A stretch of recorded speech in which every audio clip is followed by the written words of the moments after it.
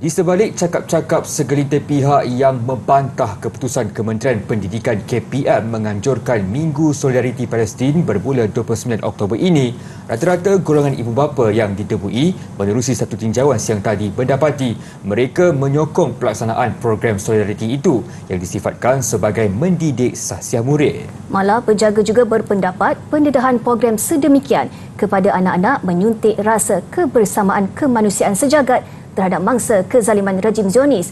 Ikuti kupasannya dalam segmen Turun Padang. Bercakap kepada Buletin TV 9, ibu bapa sama sekali tiada masalah dengan penganjuran program Solidariti Palestin itu di sekolah anak-anak mereka. Ibu bapa juga yakin dengan perancangan pihak sekolah dan guru-guru di mana setiap aktiviti yang dijalankan tidak akan mengganggu sesi pembelajaran. Pandangan yang dikeluarkan oleh KPM sendiri saya amat sokong kerana dari orang kata patah Melayu kata biar didik daripada awalnya supaya kita dapat realisasikan apa orang kata suatu yang baik. Palestin ni kita punya keluarga, keluarga Islam. So mereka ni didedahkan untuk orang kata menyokong, at least dia tahu apa yang ada dan berlaku di Palestin.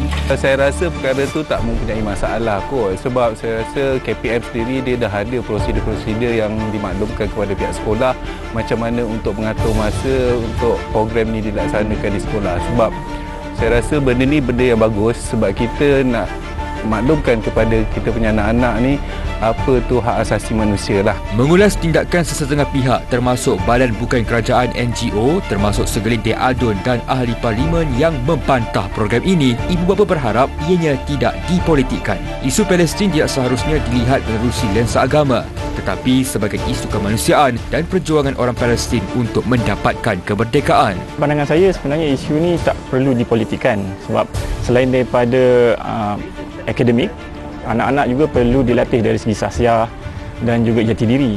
Yang mana isu ni sebenarnya perkara yang perlu dibangkitkan adalah dari segi kemanusiaan dan juga kemahiran berfikir secara kritikal.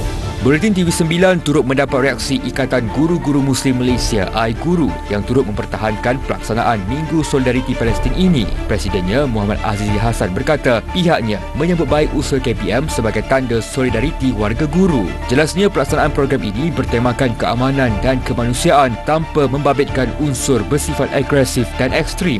Jika ada mana-mana pihak yang tidak bersetuju dengan program ini, bagi saya ia ada satu tindakan yang tidak sewajarnya. Kerana program yang kita laksanakan ini tidak mengganggu aktiviti co-kurikulum, sedangkan sebagaimana yang telah diputuskan dalam surat siaran yang dikeluarkan oleh KPM, tujuan kita mengadakan program ini ialah untuk menunjukkan kebersamaan kita dengan perjuangan umat Islam di Palestin dan ia dijalankan dengan penuh keamanan dan tidak dilaksanakan secara ekstrim. Semalam Kementerian Pendidikan menerusi perkeliling yang dikeluarkan mengarahkan semua sekolah mengadakan Minggu Solidariti diadakan pada 29 Oktober hingga 3 November dengan cadangan 6 kegiatan. Program berkenaan dan disesuaikan berdasarkan kepada garis panduan sedia ada. Sekolah dan kumpulan murid terlibat yang mana aktiviti kerohanian seperti solat hajat dan bermunajat hanya membabitkan murid beragama Islam. Sementara itu, Perdana Menteri Datuk Seri Anwar Ibrahim menegaskan Minggu Solidariti Palestin yang dianjurkan oleh Kementerian Pendidikan KPM tiada paksaan dan ia terpulang kepada setiap sekolah untuk mengadakan majlis berkenaan. Jelasnya lagi, ia adalah satu bentuk solidariti terhadap nilai kemanusiaan yang mementingkan kedamaian dan keamanan sejagat.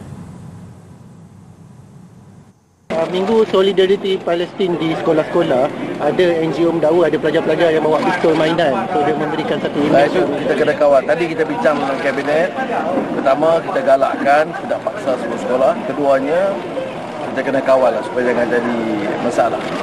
Baru-baru ini pelbagai pendapat dan kerisauan mula diluahkan orang ramai berikutan tular gambar kanak-kanak yang memegang senjata mainan yang didakwa berkaitan dengan Minggu Solidariti Palestin di sekolah. Ia dilihat seperti amat mengejutkan dan menakutkan kerana berlaku ketika sesi persekolahan. Justru ada organisasi bukan kerajaan NGO menggesa kerajaan agar institusi pendidikan tidak dibabitkan dengan isu konflik antarabangsa, perang dan pertikaian agama.